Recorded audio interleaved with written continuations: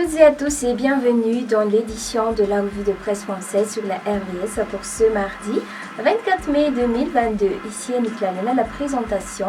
Ouvrezona au console technique. Et comme toujours, on a le journal L'Express Midi Madagascar. Mais avant de commencer, je vous invite à suivre jusqu'à la fin cette édition. La ligne du journal L'Express, lutte contre le blanchiment d'argent. Le SAMIFIN change de stratégie. Pour plus d'efficacité dans la lutte contre le blanchiment d'argent, le service de renseignement financier de Madagascar a entamé la mise en œuvre de son troisième plan stratégique pour l'économie.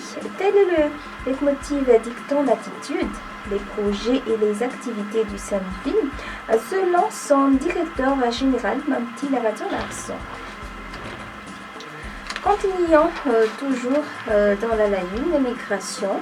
Les jeunes opèrent protégés des traites de personnes. Le ministère des Affaires étrangères met à jour les procédures de demande pour les travailleurs migrants. Les jeunes opères doivent se conformer à ces procédures d'après l'article du journal. Côté création d'emplois, défis et bonnes pratiques au menu d'une table ronde. Et réformes structurelles, la banque postale en gestation. Se transformer pour ne pas être à la traîne des progrès technologiques, la Poste malgache envisage de créer une banque postale comme filiale, une structure financière qui va la rendre plus forte d'après l'article du journal. Et dans l'actualité sociale du journal, à l'Express toujours, nouveau plan de circulation, le bouchon se dépasse à Anous.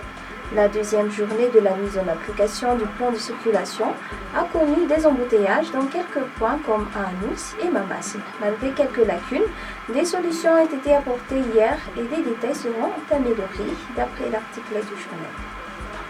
Et côté faits divers, Vuimas de Manakar, une centaine de sinistrés après un incendie. Près de 480 sinistrés ont été dénombrés suite à un incendie dévastateur qui a rasé tout un village à Manzari Vuimas, district de Manakar, dimanche. Continuons cette édition par le journal Midi Madagascar, à la une, travailleurs migrants, tollés sur les nouvelles mesures gouvernementales. Et dans l'actualité politique, déclaration de patrimoine, tous les nouveaux ministres en règle. Le nombre du gouvernement nouvellement nommé lors du dernier remaniement du 17 mars 2022 ont rempli leurs obligations légales. Et côté élections législatives françaises, des informations pour les résidents français à Madagascar. Dans l'actualité sociale, Sarbidi Radinson, de pensionnaires agiront du showroom des orchidées blanches.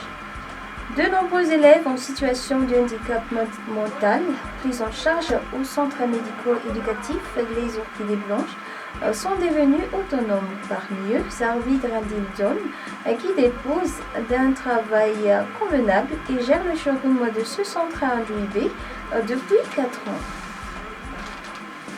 Restons dans la rubrique sociale, entrepreneuriat au féminin, quand les femmes malgaches s'inspirent du modèle rwandais.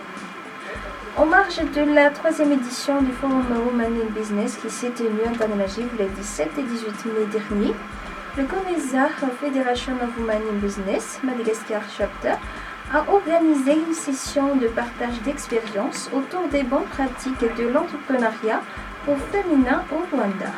Les détails à la page 5. Et voilà, c'est la fin de cette édition. Merci d'avoir suivi. Bonne journée à tous.